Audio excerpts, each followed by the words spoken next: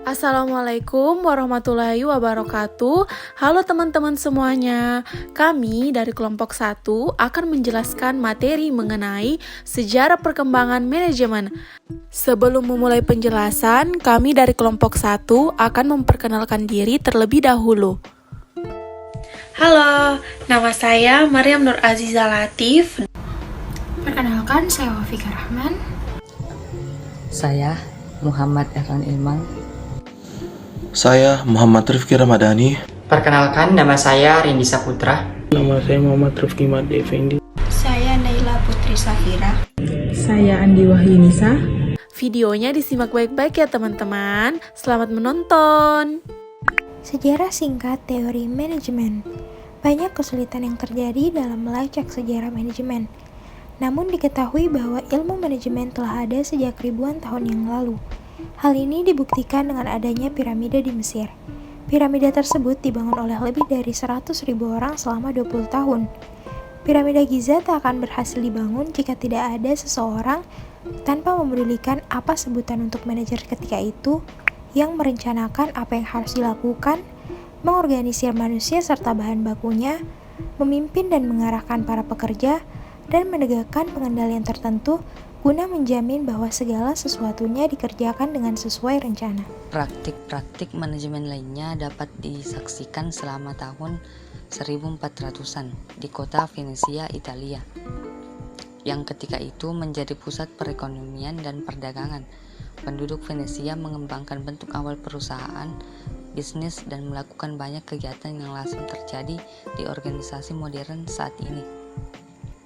Sebagai contoh, di gudang senjata Venesia, kapal perang diluncurkan sepanjang kanal pada tiap-tiap perhentian, bahan baku dan tali layar ditambahkan ke kapal tersebut. Hal ini mirip dengan model perakitan yang dikembangkan oleh Henry Ford untuk merakit mobil-mobilnya. Selain lini perakitan, orang Venesia memiliki sistem penyimpanan dan pergudangan untuk memantau isinya. Manajemen sumber daya manusia untuk mengelola angkatan kerja, dan sistem akuntansi untuk melacak pendapatan dan biaya. Pemikiran awal teori manajemen dimulai pada abad ke-20. Pada saat itu terjadi dua peristiwa penting dalam sejarah ilmu manajemen. Pertama, terjadi ketika John Adam Smith pada tahun 1723 sampai 1790 menerbitkan sebuah ajaran dalam ekonomi klasik, yaitu The Will of Nation. Buku itu menjelaskan tentang keunggulan secara ekonomis yang akan diperoleh organisasi melalui pembagian kerja atau division of labor, yaitu perincian pekerjaan ke dalam tugas-tugas yang spesifik dan berulang. Dengan melakukan penelitian di sebuah industri, peneliti Smith mengemukakan bahwa dengan 10 orang masing-masing melakukan pekerjaan khusus atau pembagian kerja, maka perusahaan akan mendapatkan kurang lebih 48.000 peneliti dalam sehari. Akan tetapi jika setiap orang bekerja sendiri menyelesaikan tiap-tiap bagian pekerjaan, sudah sangat hebat bila mereka mampu menghasilkan 10 peneliti per hari.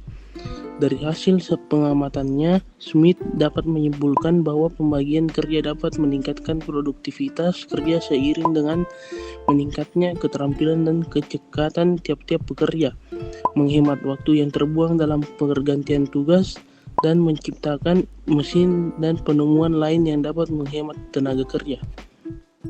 Kedua, yang memengaruhi perkembangan ilmu manajemen adalah revolusi industri di Inggris periode antara tahun 1750 hingga 1850. Revolusi industri menandai dimulainya penggunaan mesin menggantikan tenaga manusia yang berakibat pada pindahnya kegiatan produksi dari rumah-rumah menuju tempat khusus yang biasa disebut dengan pabrik. Perpindahan ini mengakibatkan para manajer ketika itu membutuhkan teori yang dapat membantu mereka, seperti meramalkan permintaan, memastikan cukupnya persediaan bahan baku, memberikan tugas kepada karyawan, mengarahkan kegiatan sehari-hari, dan lain-lain. Sehingga itu, ilmu manajemen mulai dikembangkan oleh para ahli.